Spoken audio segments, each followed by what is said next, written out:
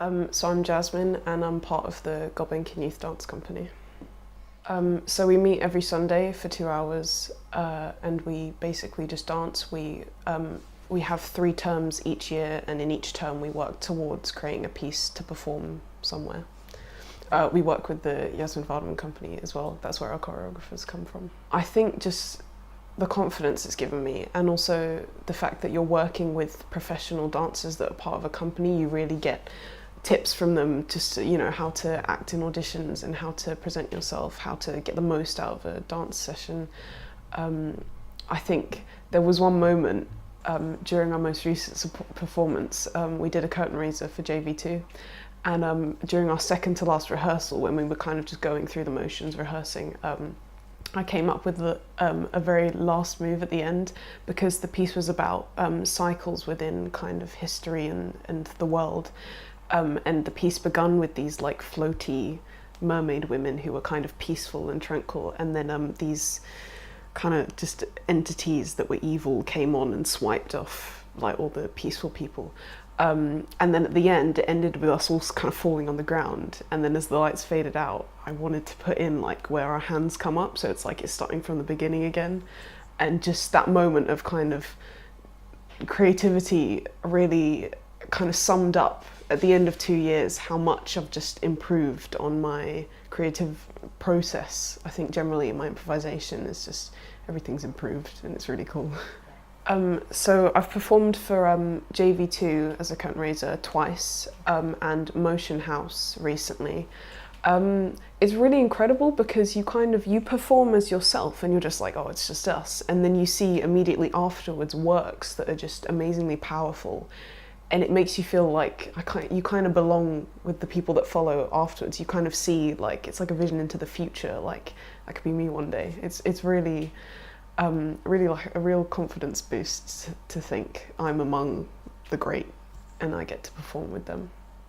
Not with them, after them, before them. Definitely a piece that I saw at the Gulbenkian that was about having dyslexia. Akash Odedra, he performed, I can't remember what it was called, but it was a piece about having dyslexia, and it was incredibly visual. Like, I think the movements that he was doing were very personal and very kind of intense. But then I think he had all these props. He had a book, and the pages flew out, and there were fans in a circle around him.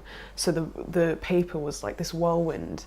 And there was one point where there were these 3 kind of panels on the stage, and he was using them to project like real-time light projections that reacted to his body.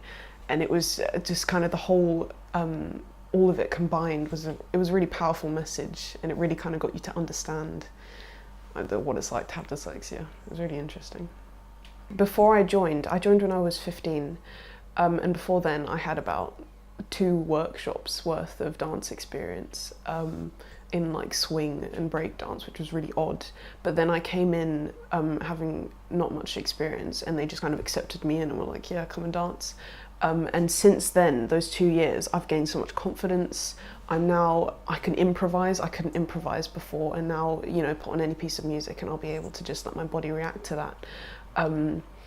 Definitely, I think because I've gained so much confidence, I auditioned for the National Youth Dance Company this year and got through to the 2nd round. So, definitely it's given me the confidence to do something like that. And if I get in, that will definitely be something that will alter, whether I choose between dance or engineering, which is kind of my other main route into a career. So it definitely has changed. I feel a bit sad because of the National Youth Dance Company audition. If I was to get into that, my mum is saying, you're going to have to leave the Gulbenkian Youth Dance Company, because it won't be, because of A-levels, I won't be able to give up time for both. I'm going to try and convince her, but kind of a bit bittersweet, because I've had these amazing 2 years, and as much as there still is the chance that I'll be able to continue, there is the chance that I won't be able to. And I think it's given me so much in terms of my confidence, my dance ability, and friendships as well. I've kind of learned what it feels like to dance with a group of people and just be so in sync with everyone. And on a stage, performing on a stage with the tech and the lights and the music and the audience is there, and it's given me so much, but at the same time I'm kind of sad that it might be gone soon. So yeah, I think it was an incredible opportunity, and I'm so glad that I got to be part of it for 2 years.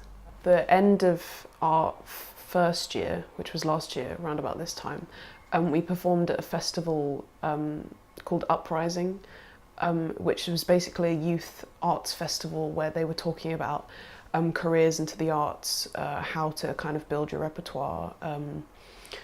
Like a lot of speakers from young speakers who, you know, had companies at like 16, which was ridiculous. And it was just like, it was a real kind of, you're young, but there is so much you can do and there's so much opportunity out there. You just kind of have to know where to look.